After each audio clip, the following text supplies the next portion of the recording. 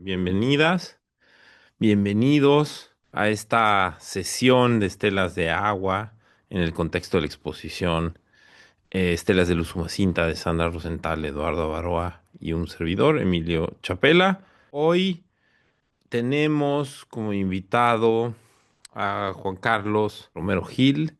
Él también es parte del CONAMP y está trabajando, es la gente que está haciendo política pública y que están sumamente activos, sumamente ocupados, ocupadas.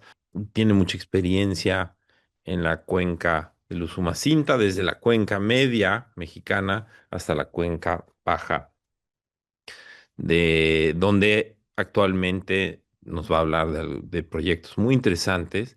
La cuenca baja, en la desembocadura del río Usumacinta, en el estado de Tabasco, en los pantanos de Centla, que es una reserva de la biosfera. Espacio que en otras ocasiones he insistido que debemos de visitar, debemos de conocer, digamos, de una manera un poco espontánea. Voy a hacer una introducción para cuando se incorpore Juan Carlos con nosotros y pueda compartir su presentación. Lo primero que quisiera hablar un poco es la idea de cuenca. Uno de los grandes retos para nosotros y para todas las personas que trabajan con ríos, finalmente es la definición de lo que significa la cuenca. Cuando pensamos en cuenca, lo inmediato es imaginarnos, o al menos así es lo que yo pensaba, ¿no? Era como decir, bueno, que la cuenca en realidad es lo que sigue el río. Técnicamente quizás sería más correcto llamar el cauce del río. El cauce del río es por donde corre el agua.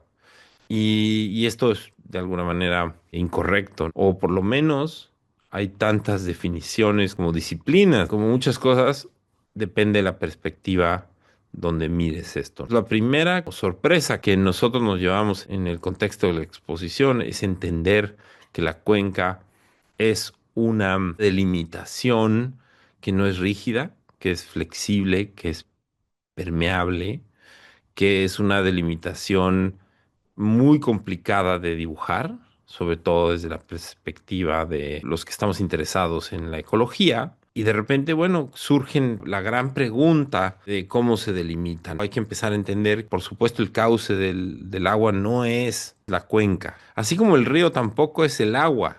El río es muchas cosas más, son sus piedras, el río son la selva, son los monos aulladores, son las ruinas de Yaxchilán, Piedras Negras, el río como una entidad compleja, multidimensional y de formas múltiples. Lo primero que hay que hacer como ejercicio de entender o de proponer una ecología del río es entender el río de una manera más integral, más amplia. Cuando empezamos a aumentar el tamaño de las fronteras del río, de repente yo he escuchado gente decir, bueno, ok, la cuenca del río son los escurrimientos del agua, ¿no? Entonces, ¿de dónde cae el agua que alimenta un río? Es una buena definición, me parece que es la más adecuada. Sin embargo, es una definición muy difícil de determinar, ¿no? Sí se puede, hay estudios topográficos que dicen, bueno, aquí los escurrimientos vienen de aquí. No solo son los escurrimientos, también son los ríos subterráneos, los cenotes, también, por ejemplo, manantiales de agua dulce, como Juan Carlos quizá nos va a platicar de esto. En la comunidad de Santa Margarita hay un manantial que alimenta el río Usumacinta, precisamente donde se hacían los procesos de extracción de madera. Para los que no lo sepan, la madera la aventaban río arriba, los troncos, y dejaban que el río los transporte para ser recibidos en un sitio donde, por las razones geográficas del río, se detenía un poco la velocidad del flujo del agua por las piedras y por algunas cosas y se podía de repente en ese lugar tomar la madera para luego ser transportada a través de Tenosique en Tabasco y luego para otras partes de la República Mexicana. Regreso a la idea más completa de lo que significa la cuenca de un río. Tenemos los escurrimientos. en una sesión que me gusta a mí. Me gusta esa visión. También en otras, me parece que hace algunas sesiones mencioné, o creo haber mencionado, sobre la idea de cómo los ingenieros, simplificando un poco, cómo los ingenieros entienden la idea de Cuenca. Y los ingenieros entienden la idea de Cuenca como la capacidad, la cantidad de agua que hay en un embalse. El embalse es el sitio, digamos, es como una vez que haces una cortina de una presa, y esto lo vamos a hablar a detalle la siguiente semana. Cuando haces una cortina, la cortina es el nombre de lo que detiene el agua de una presa hidroeléctrica o de una presa cualquiera. Para ellos, la cuenca es la cantidad de agua que está conteniendo el embalse o el lago que se genera en un lugar donde no había un lago. Y esa de repente es una explicación que les mencionaba en otra ocasión, aunque no me gusta tanto. No es interesante desde lo ecológico, pero es interesante porque finalmente es eficiente de alguna manera como pensamiento de ingeniería. Pones una regla, mides la distancia, mides qué tan alta está el agua, y eso finalmente es un reflejo de los escurrimientos, de los manantiales, de las filtraciones, y de alguna manera, bueno, sí te da una información útil. Y no necesita delimitación del territorio. Se puede aprender un poco de esta definición de cuenca. También, bueno, hay otras personas que dicen, ok, bueno, la cuenca, están involucrados toda la vida animal y vegetal del río, y los monos aulladores van de un lado al otro del río y no les importa si es Guatemala, si es México, les da exactamente igual, aun cuando el río esté como siendo frontera y su delimitación geográfica sea la mitad del río. Es un poco absurda que dibujemos una frontera exactamente a la mitad del río. ¿Qué lado es de Guatemala? ¿Qué lado es de México? Esto es un tema que en Estados Unidos, por ejemplo, en el Río Bravo, el Río Grande, sí hay problemas, como quién pesca de qué lado. Y ahí sí, digamos, se vuelve una problemática más seria. En el Usumacinta no tanto, porque no hay una frontera tan activa, sí hay muchos migrantes cruzando todos los días. Regresando a la idea de que el mundo vegetal y el mundo animal no responden necesariamente a las delimitaciones geográfico-políticas que tenemos, hay que extender la noción de cuenca. Ahorita voy hacia la pregunta que pusieron en el chat. Hay que extenderla, y ahí es donde se empieza a volver muy complejo. Hemos hablado que la cuenca del Usumacinta empieza de las montañas en Guatemala, de la Sierra de Guatemala, y los Altos de Chiapas en México, Comitán, Ocosingo y todos esos escurrimientos que en México forman el río Lacantún, y luego el Lacantún se incorpora al Usumacinta, y luego todos los escurrimientos que son incluso más generosos desde Guatemala se unen al Lacantún y forman el Usumacinta para convertirse en uno de los ríos más caudalosos de América, sin duda el de México y de Centroamérica. Hemos hablado también, y eso lo vamos a ver la siguiente sesión, que hemos hablado un poquito de que el Grijalva, que es también un río muy importante, sumamente intervenido por presas hidroeléctricas, desemboca unos metros antes, unos kilómetros antes de llegar al mar, se junta con el río Usumacinta y desembocan en un gran delta. Y esto es interesante, ¿no? Porque hay debate en pensar si esto hace que las cuencas, que es una sola cuenca o son dos cuencas que convergen. Y esto pone en evidencia la, la dificultad de determinar de una manera artificial aquello que responde a flujos, a intercambios orgánicos, a una complejidad distinta, vegetal y animal, ¿no? Y humana y cultural. Entonces, bueno, pero déjeme ver, porque la idea tampoco es que esto sea un monólogo. Me encantará tener una discusión. ¿Cuál sería, nos pregunta César García, cuál sería el concepto o definición de la capacidad del suelo de absorber el agua antes de ser saturado y afectar los cultivos? Creo que vale la pena hacerle esta pregunta a Juan Carlos cuando llegue. No lo tengo muy claro. No lo tengo claro, yo no soy experto para nada en esto, pero lo que sí puedo como extender, si eso sirve y también tiene que ver con la cuenca y con las cualidades o las características del río Usumacinta, es que es digamos, el río Usumacinta en su parte media, sobre todo, es un ecosistema selvático. Hay mucha humedad, hay mucha lluvia, es un lugar difícil para la agricultura. Durante años se ha explotado en términos de ganadería, pero también de agricultura, pero no es el sitio ideal, ¿no?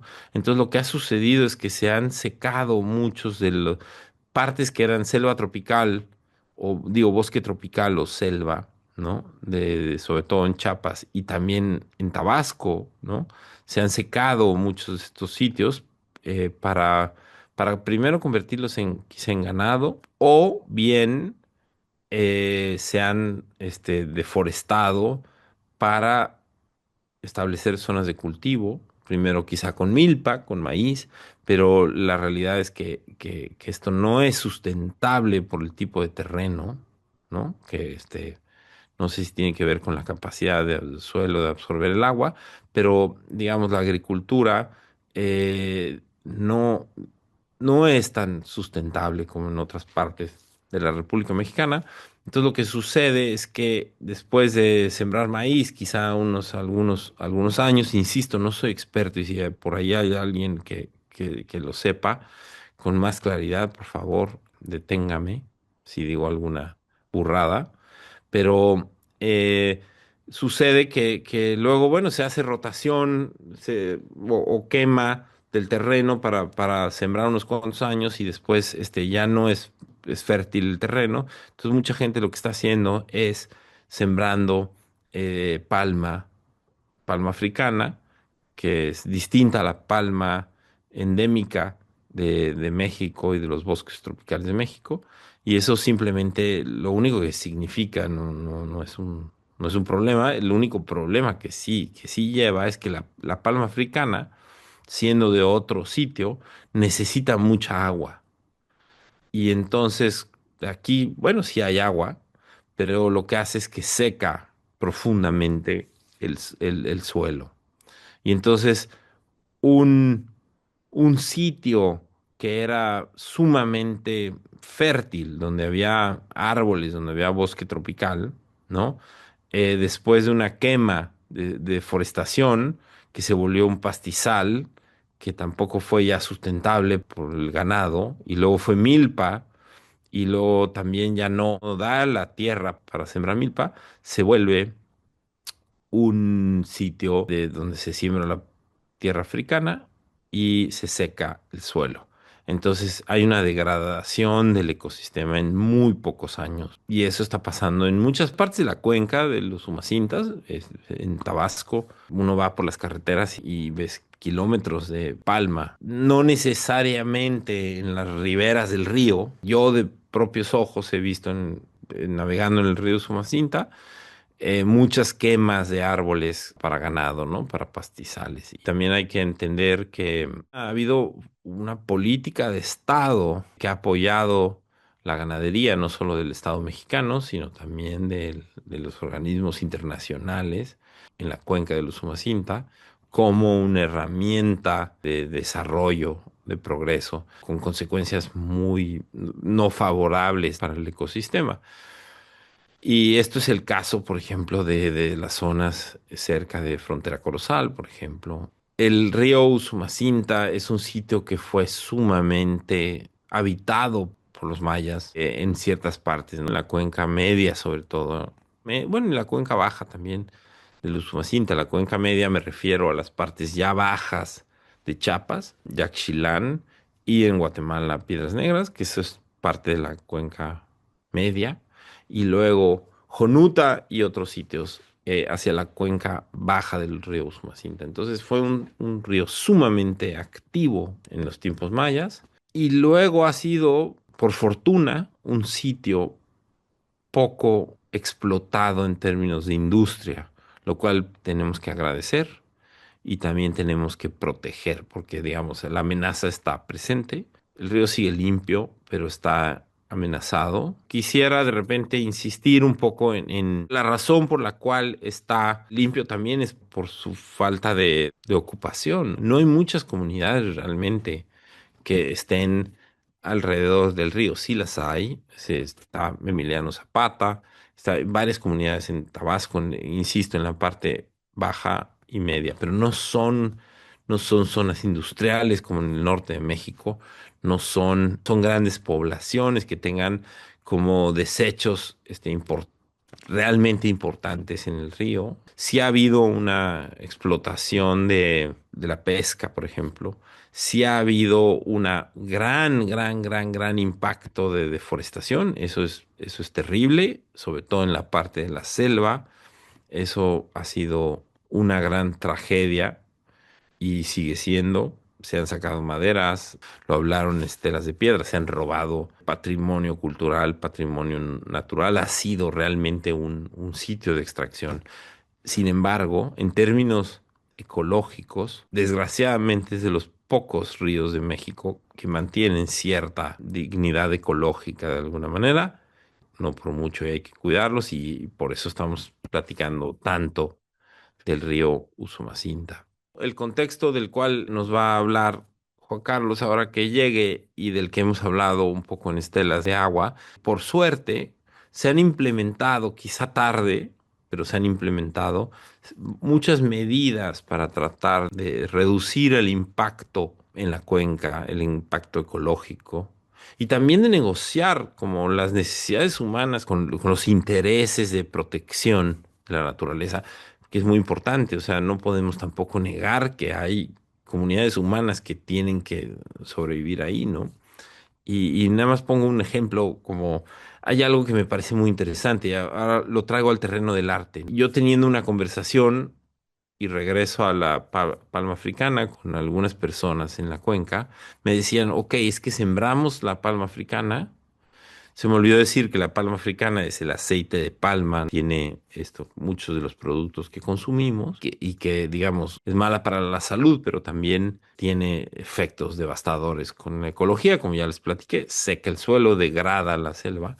Y bueno, uno de de los argumentos era decir, ok, tenemos que sembrar palma porque si no, no podemos alimentar a nuestra familia, lo cual es un argumento que parece que no tiene mucha salida, es muy difícil, ¿no? Es muy difícil, son conversaciones muy complicadas, o sea, es como hay ecologistas que se les ha tachado de amar a los jaguares sobre los humanos y también eso es un poco injusto, ¿no? La respuesta a muchos de estos problemas tanto a la palma africana o al proyecto de Sembrando Vida, del que puedo hablar un poquito más, y otros proyectos donde la respuesta de la comunidad generalmente o de las personas con las que platicas es, hago esto porque no tengo opción, porque tengo que alimentar a mi familia, es un argumento poderoso y válido.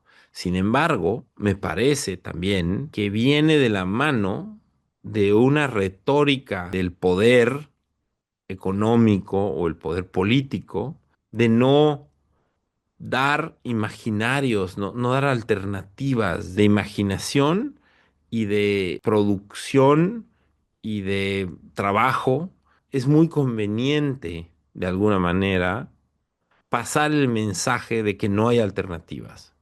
Y ahí es donde me parece que el arte tiene una oportunidad de darnos, de mostrarnos otras alternativas, de quizá imaginar que el único camino no es el que parece obvio o, peor aún, el que se nos presenta por el, el artefacto del poder y el progreso. Me parece que se vale cuando uno dice, ok, bueno, pues tengo que sembrar maíz o tengo que entrarle al proyecto de Sembrando Vida porque necesito lana o necesito producir o necesito sembrar maíz o necesito sembrar achiote o porque digamos hay toda una serie de o maderas o cedro, hay todo unas semillas y una estrategia, por ejemplo, de Sembrando Vida, ¿no? Pero finalmente pareciera que no hay opción y entonces la gente te dice es que no tengo alternativa. Y ahí es donde creo que vale la pena pensar en las alternativas que sí tenemos, imaginar. Y ahí es un trabajo del arte, pero también es un trabajo de la política pública. También es un trabajo de los investigadores, de ustedes, de los estudiantes. Imaginemos para poder contestar, ok, si no parece que no tengo opción y por eso hago esto, porque necesito proteger a mi familia, lo cual es muy respetable, pero sin embargo, ¿qué otras opciones, qué otras cosas puedo hacer? ¿Cómo puedo relacionarme de otros modos con la cuenca? Ok, bueno, va a haber un tren que, pues, bueno, ya nadie paró, no sé qué va a pasar con el tren, pero entonces ahora, ¿cómo podemos hacer ecoturismo sustentable?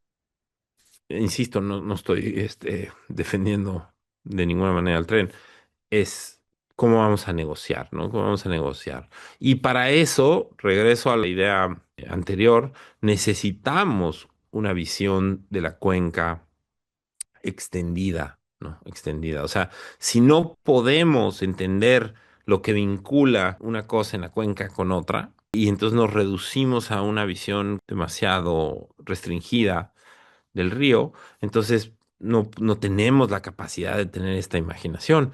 Y a mí esto es, digamos, yo les platico un poco por qué finalmente empezó este proyecto con una visita que hice a los Umacinta. Culminó en esta exposición, pero después de 6, 7 años que llevo pensando y trabajando con el río Usumacinta, es como algo que me dijo Pedro Cervantes, que es una persona que sospechamos que tengo que confirmar. Ah, no, está confirmado, perdón. Que murió, digo, tenía 92 años, pero fue un gran activista del río y él lo conoce muy bien, Juan Carlos, ahora que llegue.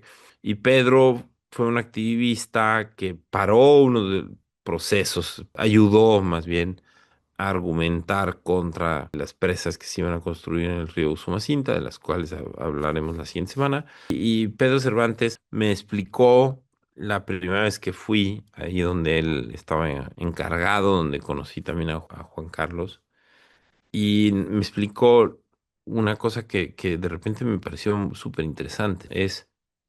Me decía, ok, si tú estás en la cuenca media del río Usumacinta y pones una presa a 300 kilómetros de la desembocadura, sobre todo en la desembocadura del río Usumacinta, pones una presa que detiene el flujo de agua, o sea, inunda por un lado, o sea, pones la cortina aquí y entonces de este lado, ¿no? Se inunda el río y entonces pierde fuerza el río. Incluso, bueno, en la parte siguiente de la cortina, pues se puede secar, ¿no? Depende de cuánta agua dejes pasar, ¿no? Pero podría ser que no dejes pasar nada de agua o dejes pasar un poco de agua. Y este río fluye y lo que sucede es que en la desembocadura hay un pantano, un gran pantano, la reserva de la biosfera de los pantanos de Centla.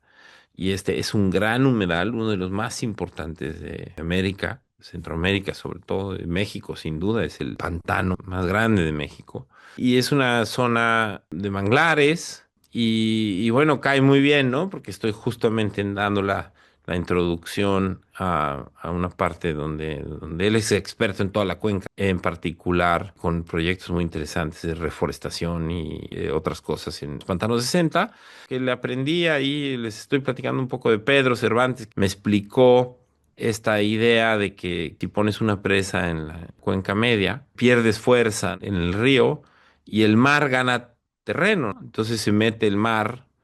Ahora es digamos, el delta del Usumacinta, del Grijalva, es un gran delta que no es un estuario, ¿no? Donde haya como movimientos de mareas que entren. Es un río que finalmente desemboca, tiene una sola dirección. Tengo entendido, y que me corrija Juan Carlos, si hay una presa, es posible que entonces el agua salada gane territorio.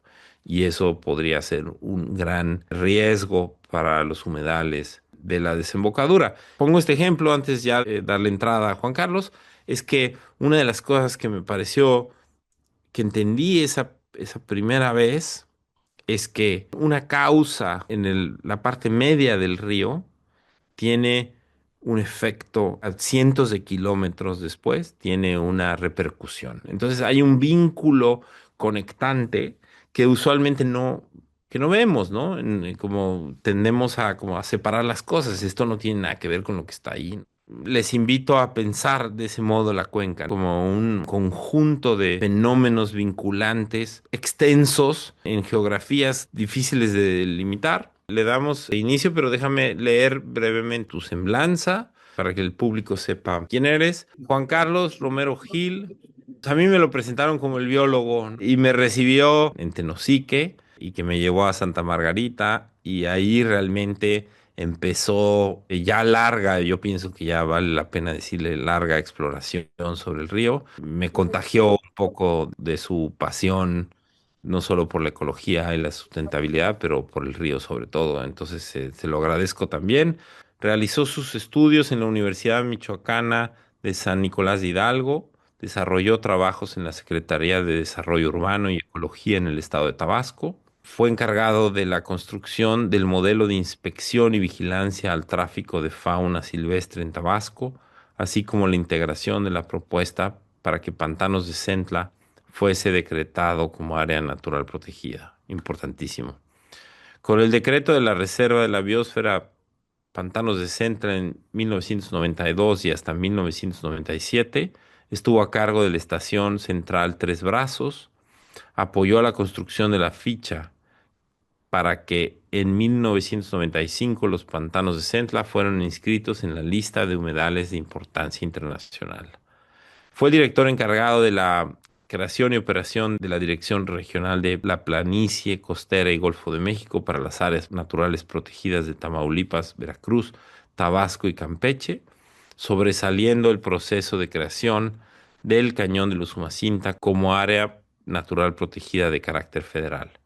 A través del Programa de Naciones Unidas para el Desarrollo de México se le asignó el manejo del área de protección de flora y fauna del Cañón de Usumacinta y desde el 2019 hasta el 2023 estuvo como director de la Reserva de la Biosfera Pantanos de Centla y el área de protección de flora y fauna Cañón de Usumacinta, realizando acciones de protección y restauración de aprovechamiento de estas dos áreas naturales protegidas de las cuales también nos platicó un poco Paco Belmont hace un par de semanas. Actualmente atiende la coordinación de áreas naturales protegidas de la península de Yucatán y Caribe mexicano.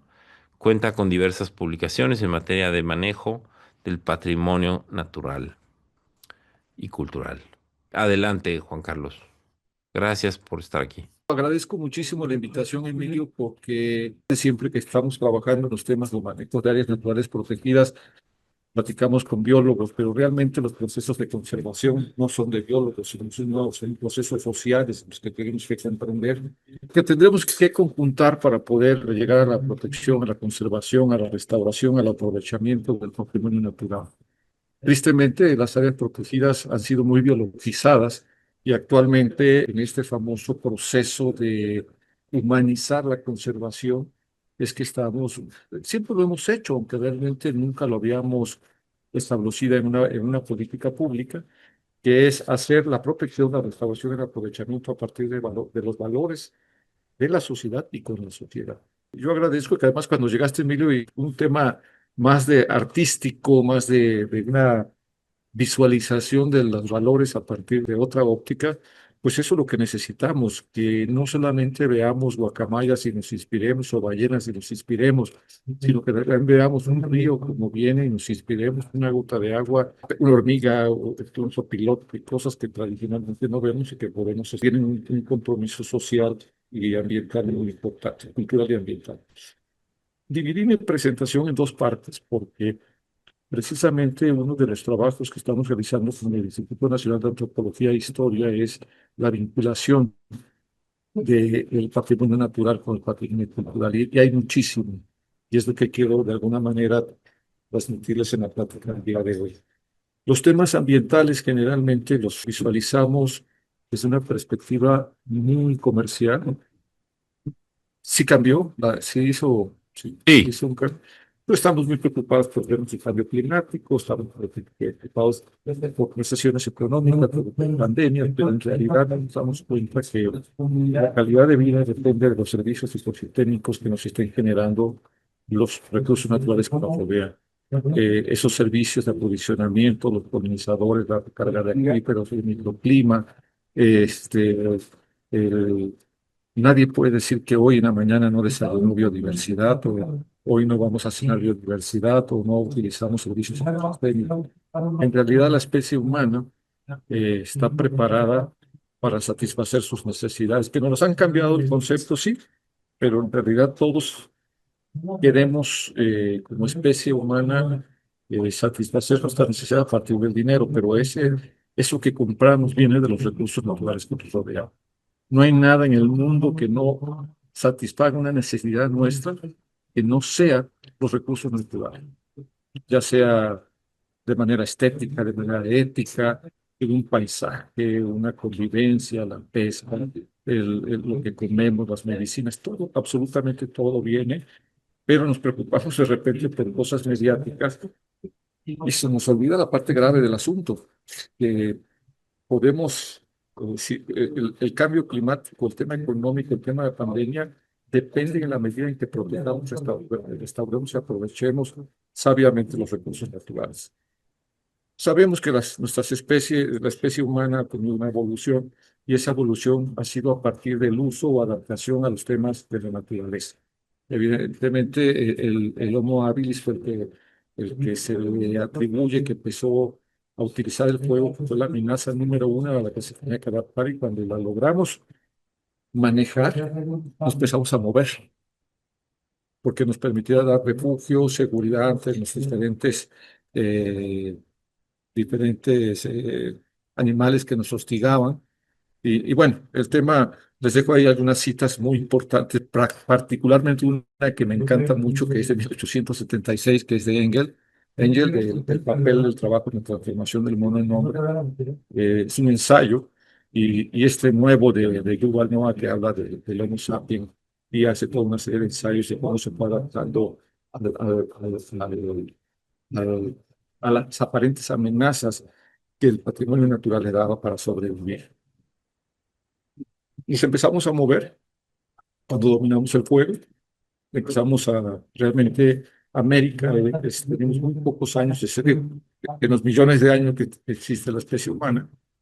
Nosotros somos un continente colonizado recientemente por la especie humana. Si consideramos que quien empieza realmente a moverse es el habilis, pues digamos de 5 a 10 millones de años que los tenemos. Entonces, quiero irme muy rápido, pero yo sí quiero acotar que las sociedades empezaron a mover en función de las necesidades de alimento y de refugio y de servicios ecosistémicos que nos daban la naturaleza, servicios de aprovisionamiento particularmente, y luego, conforme nos fuimos sedentarizando, empezamos a asignar valores culturales a los sitios.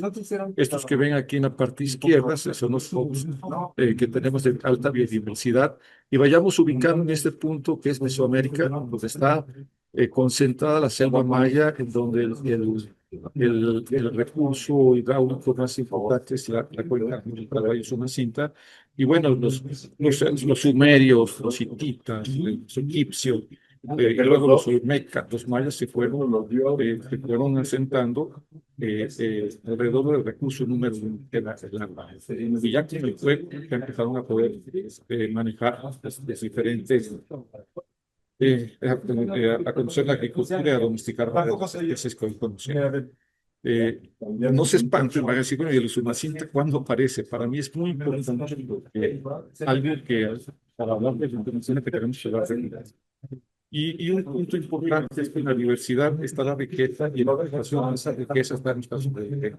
Ese es un principio de Darwin, pero es un principio que hoy más que... El mecanismo de adaptación a esa riqueza natural nos da la sobrevivencia y nos da calidad de vida. Mientras más adaptados estemos a esa riqueza, esa diversidad, vamos a tener mejor calidad de vida. El problema es que en la actualidad estamos haciendo un uso indiscriminado y ahora nuestra calidad de vida depende no nada más del alimento, sino de ciertos alimentos que requieren mucho uso de la biodiversidad y de la ropa y de movilidad, etcétera.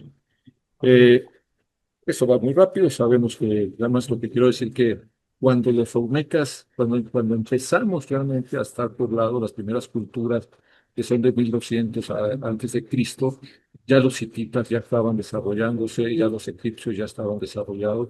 Entonces empezamos a colonizar un ambiente, entre comillas, desierto de Homo sapiens, pero muy rico en biodiversidad. Y ahí empezamos a generar el uso, y en donde algo fundamental es que llegamos a nuevos como recolectores. Ubiquemos aquí, dice en el número 22, está la cuenca de Usumacinta. No sé si ven mi cursor. Aquí el registro de los primeros asentamientos de los colonizadores. Desde entonces estamos hablando de 1000 años antes de Cristo, ya empezamos a tener asentamiento. Parte norte en el Vizcaíno, que también es un área natural. Por cierto, tanto este punto como este punto son áreas naturales protegidas.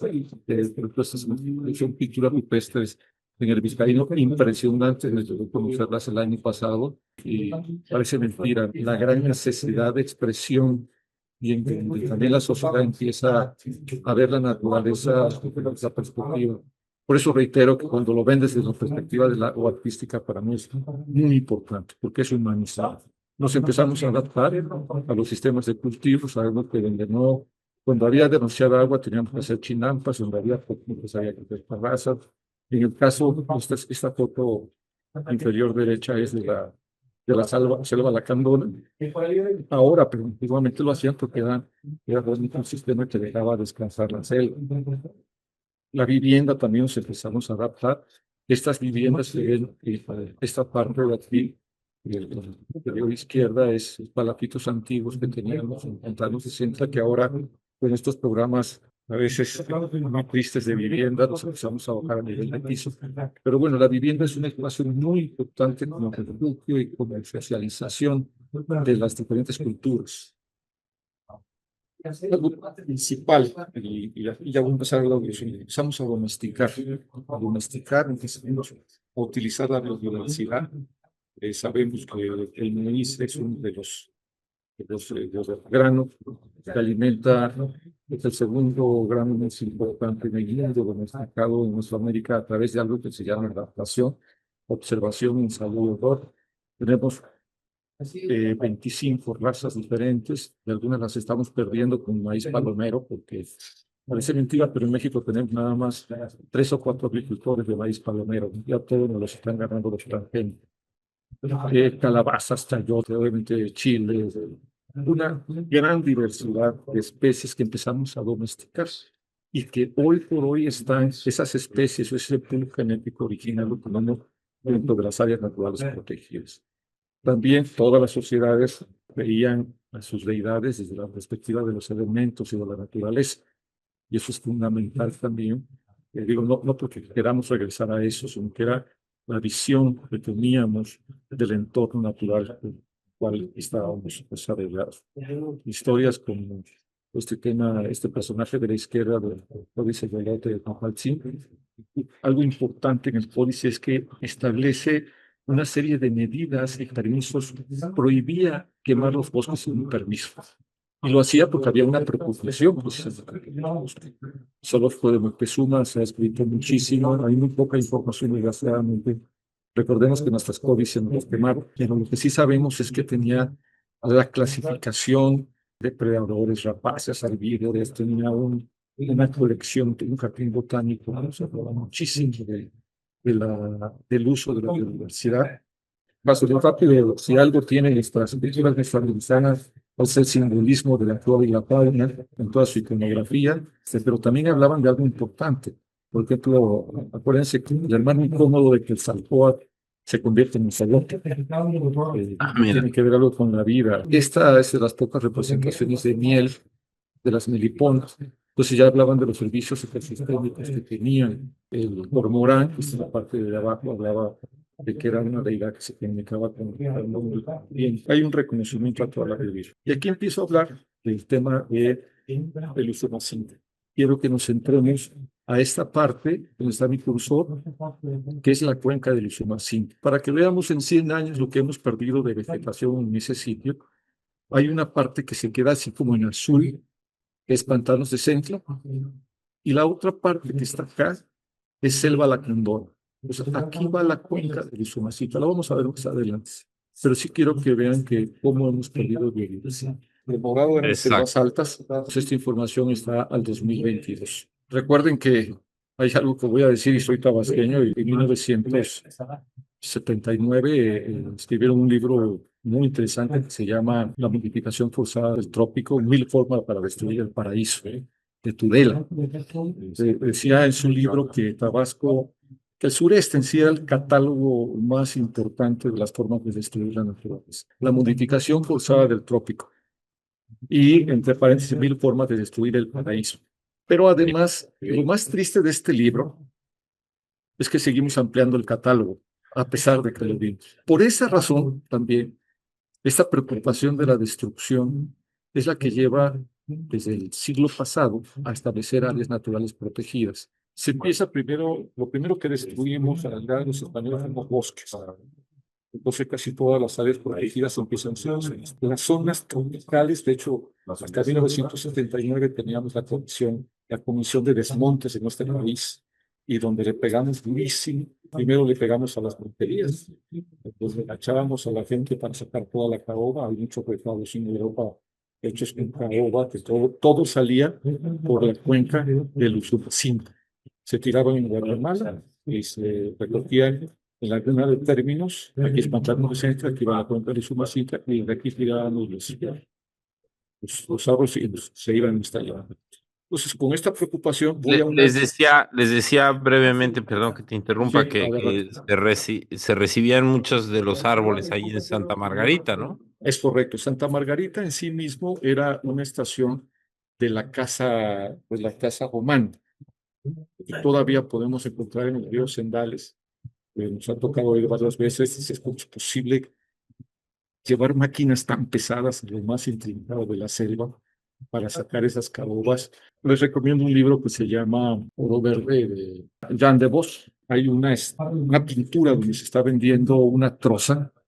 Está impresionante. El vendedor está arriba de la troza y es como si estuviera arriba de un furgón de tráiler. Entonces, esa preocupación lleva a que desde el siglo pasado, me voy a la otra lámina, poner también movimiento, les quiero ir explicando desde 1917 cómo se fueron creando estos espacios, que si bien se hicieron desde 1917, estamos cumpliendo 30 años apenas de que se hizo una oficina para atenderla. O sea, después de 1917 hasta el año 25 años, perdón, hasta el año 2000 creamos una oficina para atender nuestras áreas protegidas. Vean cómo va creciendo los espacios para salvaguardar lo poco que nos queda. El video empieza primero por un parque nacional, luego vemos la parte central, estos desiertos de los leones, luego las alimentadoras de agua con distritos de riego principalmente, que les llamamos Frankenstein, porque es lo que sí se reconocía, es que en las zonas alimentadoras, fíjense, hasta 1970, en el 70, perdón, en el 80 y tanto, se hace el área de la reserva del abismo. Voy a parar tantito aquí.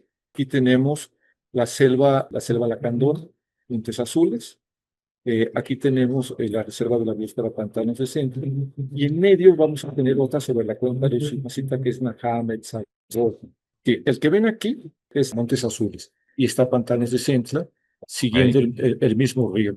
Ese es el Usumacinta, y a un lado está la Laguna de Tierra. Pero luego en medio van a aparecer otras, tienen que ver más con los asentamientos indígenas de Acandón. Voy a continuar. Empiezan a aparecer estos ranchos tranquillos tortugueros, y luego ya empiezan a aparecer hasta 2019. Son tan pequeñas que no se notan, perdón. Cañón del Usumacinta está aquí, se ven Sí. amarillito. Ujú. Entonces, ¿por qué? Lo que se quiere es salvaguardar precisamente la cuenca del Usumacinta, de la cual vamos a empezar a hablar. Y algo importante es que se que en su mente esta imagen, porque vean cómo coinciden dos cosas. Primero, los asentamientos, las áreas naturales protegidas y las localidades indígenas. Al final les voy a presentar esto estaba terminando de hacer el mapa. Aquí está la cuenca del Usumacinta. Tenemos aquí toda la selva lacandona, sí, con los asentamientos mayas, y tenemos otros que son mayas y los que son celtales. Los celtares no son originarios de la selva lacandona, ellos vienen de acá, de la parte del Pacífico. Pero los asentamientos que tenemos aquí, Najá, Metzaboc, y aquí en Pantanos de Centla, Quintín Arau, son asentamientos totalmente de maya. Y aquí tenemos un área natural protegida, aquí tenemos otra área natural protegida, y aquí tenemos Quintín Arau. Entonces, tenemos tres grandes áreas naturales protegidas sobre la cuenca del Usumacinta. Es algo sumamente importante de platicar. Las áreas naturales protegidas por ley son espacios donde se buscan la protección de las amenazas. ¿Se acuerdan cuando hablamos de que las especies humanas, la evolución del ser humano empezó a partir pues, de la vulnerabilidad? Ahí estamos protegiéndonos, obviamente, de amenazas que pueden ser de carácter hidrometeorológico, pero aquí tenemos también amenazas sobre los tejidos genéticos.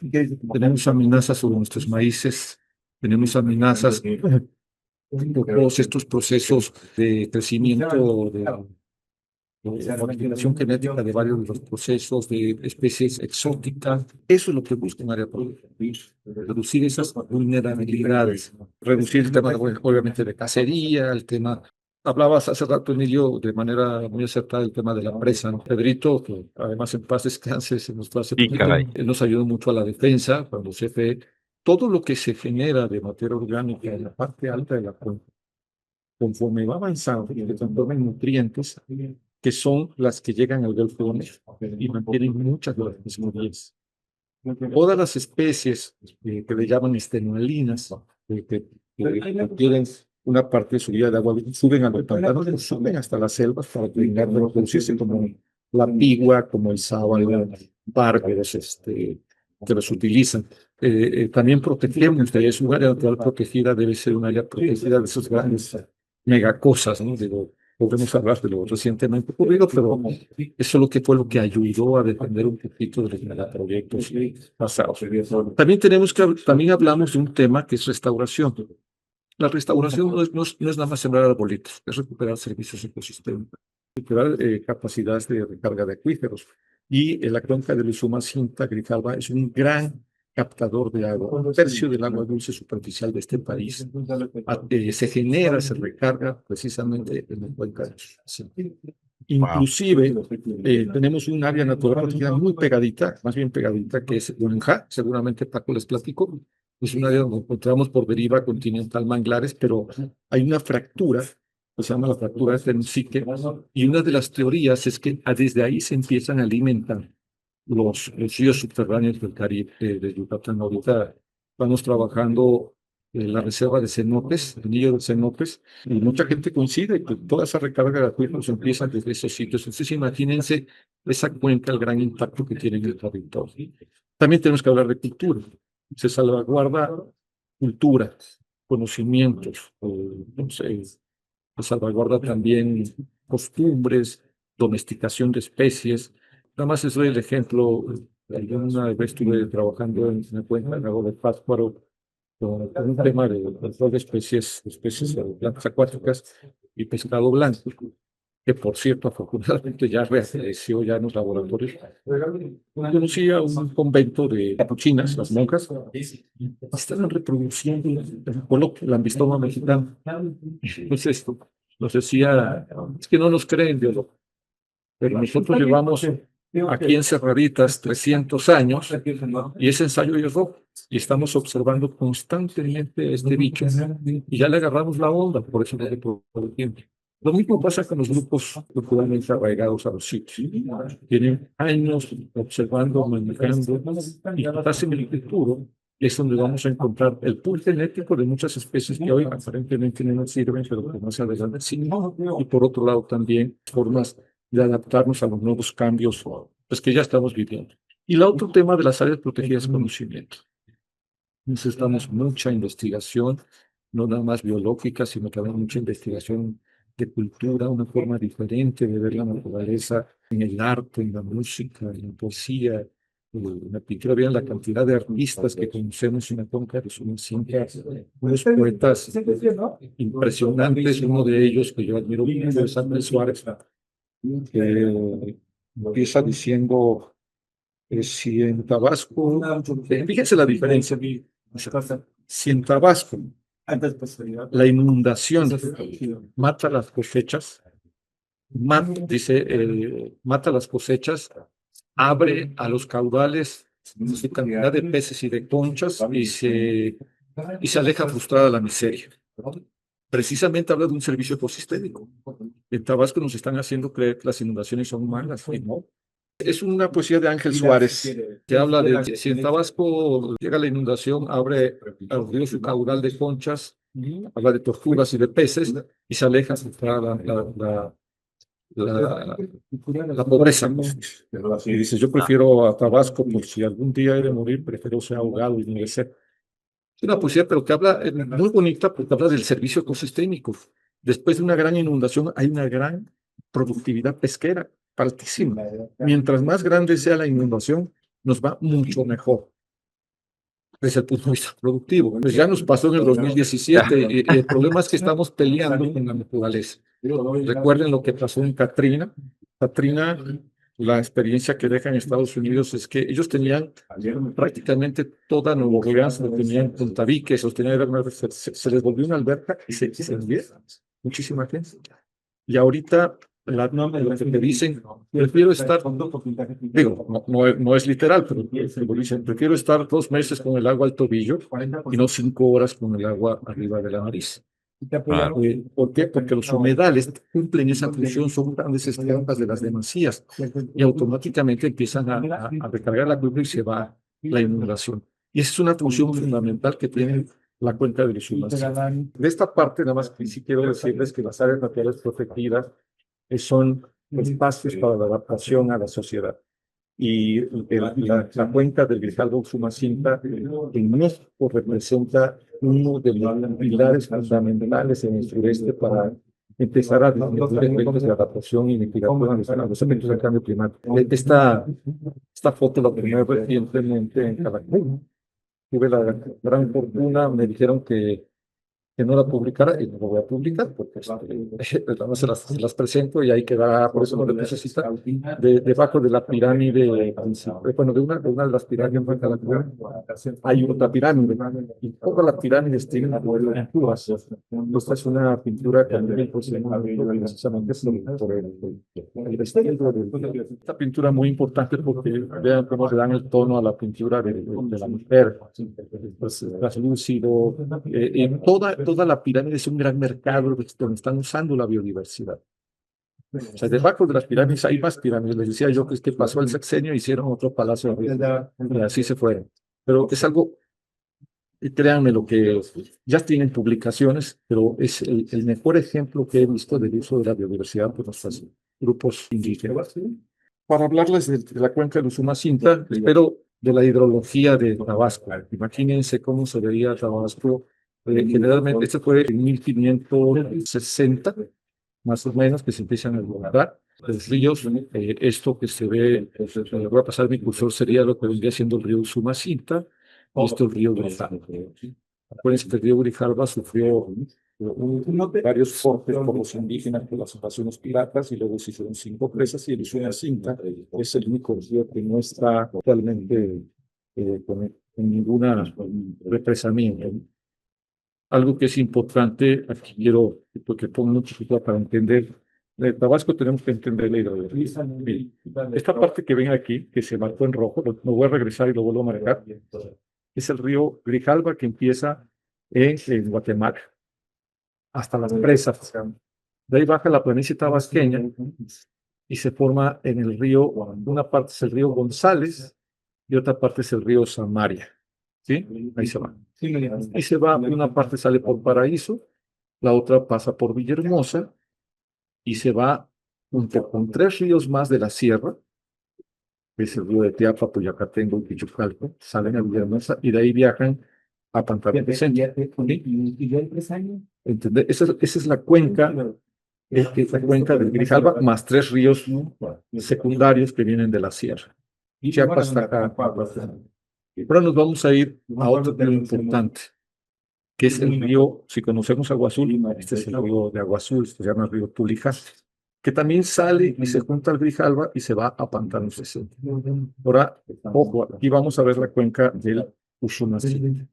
El Usumacinta viene de los Cuchumatanes en Guatemala, ¿sí? Y forma varios ríos que forman en la selva Lacandona, el río de la Pasión, el río Sendales, el río La Cancana, el río Es el mismo. y forman el Usumacinta. Sí, sí, adelante, Emilio. Y otro río, que es el río San Pedro Mártir, que es donde hicimos otra reserva, que es Huanca, y se va libre hasta Pantanos de Central. Pero antes de salir a Pantanos de Central, forma otro río, aquí, perdón, no lo pinté ahorita en la presentación, este río que se va aquí, que es el río San Pedro y San Pablo, que divide a Tabasco de Campeche. Curiosamente, los dos ríos miden 1.790 kilómetros. Imagínense, más de casi medio millón de hectáreas de cuerpos de agua permanentes, porque hay otros muchos más que son intermitentes, y 17% de la superficie de los colados le tienen, son estos cuerpos de agua. Entonces es importante, bueno, ya que nos ubiquemos en esta parte del Usumacinta, esto es para darles una idea de dónde está la cuenca del Usumacinta. Está la parte de Tenosique, está la parte de Balancán, con vestigios arqueológicos, está la parte de Mariano Zapata, la parte una parte de Sonuta y de Pantanos de Ciencia. Aquí tenemos 46.000 hectáreas entre las dos áreas naturales protegidas y aquí tenemos 302.706 hectáreas. ¿Cuál es el valor de esta cuenca? Que todo lo que se produce de materia orgánica acá se transforma aquí en nutrientes, se va al golfo. Imagínense si hiciéramos una empresa de este lado. Entonces, pues toda esa materia orgánica, toda esa riqueza, toda esa energía que la de este lado. No les leo los datos porque la idea es que esto va a quedar la presentación para ustedes. Importante que esta cuenca tiene, imagínense, Cuchumatanes, que me tocó estar hace algunos años. Es un lugar muy frío, y no tiene que caer, pero sí tenemos pinos. Desde allá empieza a generarse este gran río. Y pasa por humedales, pasa por selvas altas, pasa por sabanas, hasta llegar finalmente a humedales del lecho de los. Entonces, con paisajes que son pues, espectaculares, pero también de una historia importantísima. Casi se contabilizan más de 1.400 sitios arqueológicos en toda esa cuenca, mayores a una hectárea, ahorita marcamos cerca de 700. Una cuenca poco poblada, pero que cada vez tiene una mayor presión por el desarrollo de actividades productivas, por la cantidad de agua que tiene, ya están pensando en hacer cuencas lecheras, están pensando modelos de, ¿cómo le llaman? Acuacultura con especies invasivas, etcétera. Entonces, es un río con muchos servicios ecosistémicos. Importante, les decía, tiene en su cuenca 7 millones de hectáreas, tiene áreas naturales protegidas, como decía, que es Cuchumatanes, Montes Azules, Najam, Exabot, Pantanos de Sensa, Guajam, zonas arqueológicas. Estas son de las conocidas, pero hay muchísimas. Ustedes caminan en la Lacandona, inclusive en Cañón de Usumacinta tenemos muchos sitios arqueológicos. Todas las amenazas también. Esta es una imagen para que veamos el uso del Google. Esta parte de aquí es el Usumacinta. Esto es Guatemala. Por aquí está la Omega de Ixtelán. Esta es una imagen del 74. Ahora vamos a ver la del 2000, a ver si alcanzan a ver. Entonces, el impacto y el uso es cada vez mayor y por eso la necesidad de salvaguardar los pocos recursos que nos quedan de selvas dentro de este sitio. Amenaza principal, bueno, diría yo, con una condición climática que se ha mantenido a través del tiempo. Esta es una crisis de precipitación. A pesar del cambio climático, los volúmenes de agua siguen siendo constantes y aportes en todo el sitio. Y uno de los temas que se ha discutido es el tema del cambio climático. Y cuando hablamos de cambio climático, la gente piensa en muchas cosas, pero particularmente yo me voy a referir a lo que piensan aquí en este pensamiento del lado izquierdo, que me van a afectar las inundaciones. Y ahí empezamos a tomar un tema muy serio nosotros en materia de conservación, porque una zona de humedales debe estar limitada, una de zona de selva debe llegar mucho. Entonces, ¿qué tenemos que hacer? Adaptar. Estos son, si ven ustedes otra vez, esta pequeña que ven el impulsor en rojo es en Sudamérica, como los índices de riesgo climático. Desde la perspectiva global. Ojo, los efectos del cambio climático tienen que ver con vulnerabilidad. Para reducir la vulnerabilidad, tenemos que adaptarnos a lo que viene. Una sociedad que no se adapta, pues trae el mal. Estamos perdiendo la capacidad de adaptarnos. El Pacto se centra, vivíamos en palafitos, los programas de vivienda se están promoviendo a nivel de piso, entonces es un caso más vulnerable. Afortunadamente, ahorita ya se ha logrado que el Plan Nacional de Vivienda empieza a reconocer los palafitos como un modelo de vida que genera disminución en la vulnerabilidad. Entonces, lo que les puedo platicar de todos los huracanes que hemos venido pasando a través del tiempo. Esto me lo voy a pasar muy rápido porque quiero irme a una parte importante. Este es un modelo de qué tan vulnerables somos en una cuenca del océano. Una vulnerabilidad media, pero una vulnerabilidad media está en función de la inundación. Creo que es algo que estamos nosotros tratando de reducir. Si nos adaptamos a la vulnerabilidad, perdón, a la exposición de esos riesgos, vamos a disminuir la vulnerabilidad. Sí, hablan muy claro. Los rojos son de precipitaciones muy altas. Soy vulnerable a los que viven ahí, sí, pero ecológicamente es la condición. Entonces es importantísimo, por ejemplo, obviamente en el norte pues no llueve, la sombra, pues sí, pero pues, estas son condiciones naturales. Entonces, esa percepción en la cuenca de los humanistas tenemos que cambiar. Algo también importante que debemos reconocer que para salvaguardar, para lograr, somos México tiene el primer lugar en el mundo en el marco regulatorio. Y el primer lugar en la falta de aplicación de justicia. Ahorita tenemos un programa muy fuerte que está la secretaria Alicia Bárcena está empezando que se llama Justicia Ambiental y que es precisamente eso. Es empezar a que todo este marco legal se aplique en pro de la conservación y el desarrollo de las comunidades. Voy a tratar de ponerles un video un poquito para que vean.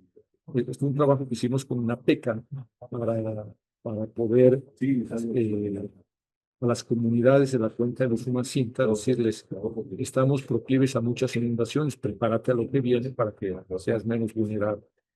Está cerrando el negocio. ¿Qué hizo? Vamos a ver. Un piano de atrás. Sí, sí, es la matada. ¿Por qué no se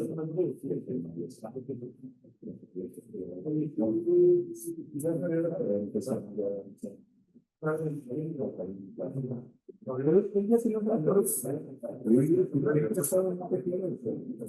Pero ya se puso más difícil.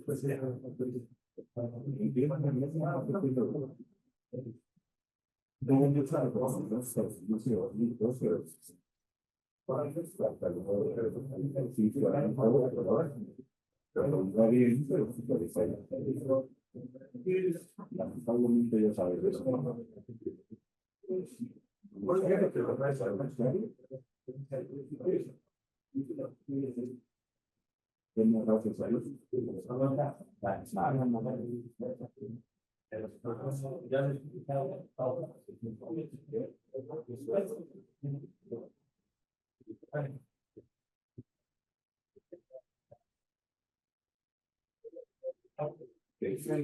¿Cuánto llevaba el para el negocio?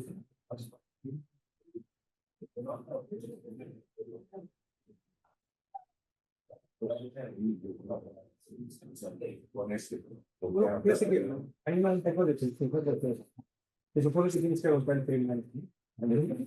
Se supone que tienes que agotar el criminal. Se supone que ya falta. Los reportes un poquito para hacer una presentación que más. Bueno, bueno,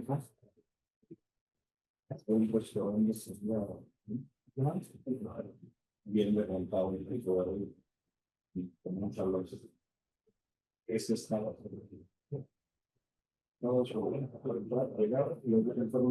El tema de este video era precisamente para decir, señores, nos vamos a inundar, sí, o sea, pero una solución no es hacer una presa, porque No, aún con presas nos vamos a inundar y ya nos seguimos inundando a pesar de necesitar 25 presas. Entonces empezamos a trabajar modelos de viviendas para que la gente reduzca su vulnerabilidad y poder vivir en esos sitios, porque como les decía, lo que también registramos es que en todas las sector pesquero, mientras más inundados estábamos, a la siguiente año, todas las indicadores de pesquería se iban para arriba.